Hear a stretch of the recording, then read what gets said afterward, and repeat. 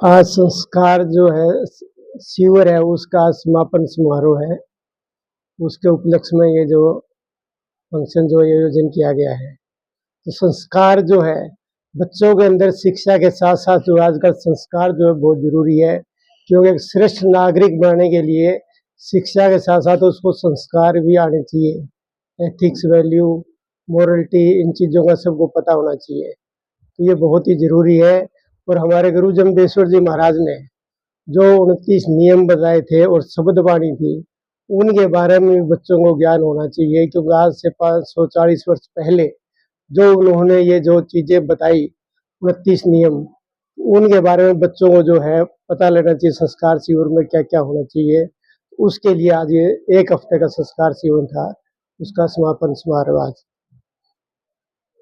Doctor साहब, मतलब जिस तरीके से गुरु जम्बेश्वर जी की जो शिक्षाएं अनुकरणीय है, क्या महज 1 सप्ताह का शिविर उन शिक्षाओं को अर्जित करने के लिए आपको लगता है सफिशिएंट? देखो, ये जो हमारे स्कूल के बच्चे हैं, स्कूल जाने वाले बच्चे हैं, तो उनके लिए जो 1 हफ्ते का शिविर है, तो ये शिविर तो 1 हफ्ते की एक स्टार्टिंग होती है। उसके बाद में बच्चों को ये सिखाया जाता है भी हमारे गुरु जी के जो शब्द है, तो डेली आप उन शब्दों का जो उच्चारण करें, 1 या 2 शब्दों का डेली पाठ करें, सुबह शाम आरती करें और करें, शाम का संध्या मंत्र करें।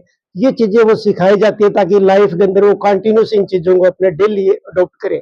ये शिविर में ये चीजें सिखाई जाती है उनके अंदर। वैसे भी डॉक्टर साहब, मतलब बिश्नोई सभा प्रति वर्ष ऐसे आयोजन करती है। आपको नहीं लगता कि जिस तरीके से युवाओं का एक सामाजिक और चारित्रिक पतन हो रहा है, उसे लेकर के विश्वविद्यालय स्तर पे ऐसे कार्यक्रम आयोजित हों? ये जो समारोह, जो संस्कार समारोह पहले नहीं हुआ करते थे, जो आप क्वेश्चन पूछ रहे हो ये उसी का ही जवाब है।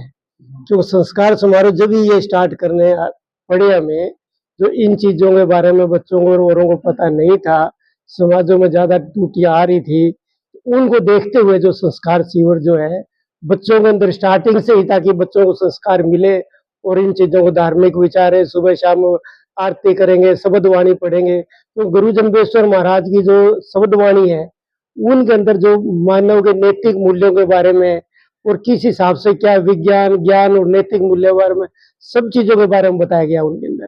ये महज स्कूली स्तर पे ही क्यों, विश्वविद्यालय स्तर पे क्यों है?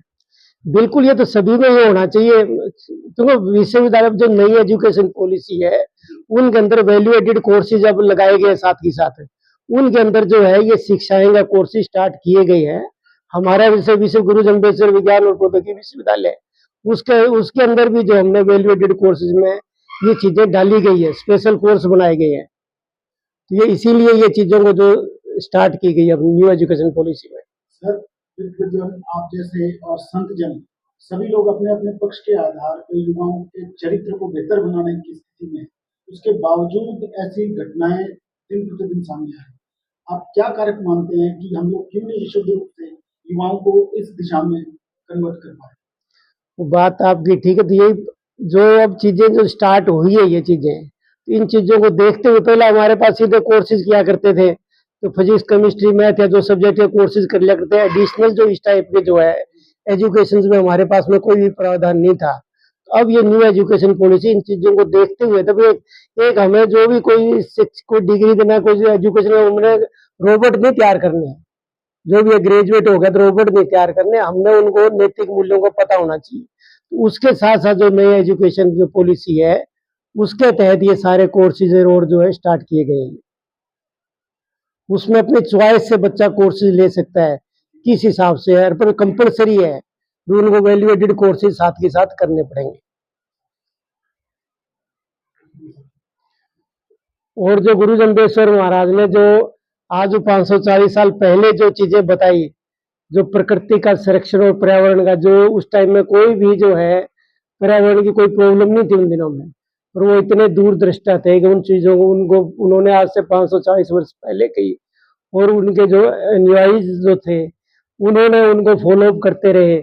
और उस टाइम में जो आज 1730 के अंदर जो है माता अमृता देवी के नेतृत्व में जो है 363 लोगों ने मतलब सेक्रीफाइस किया पेड़ों के लिए, आज से 1730 के अंदर। उस टाइम के अंदर जो कितनी बड़ी ये पहली एक पेड़ों को बचाने के लिए सबसे बड़ा एग्जाम्पल जो है खेजल्डी का महाबलिदान। पर्यावरण में इससे बड़ा विश्व के अंदर कोई एग्जाम्पल नहीं है जो पर्यावरण के लिए जो इतना बड़ा योगदान है।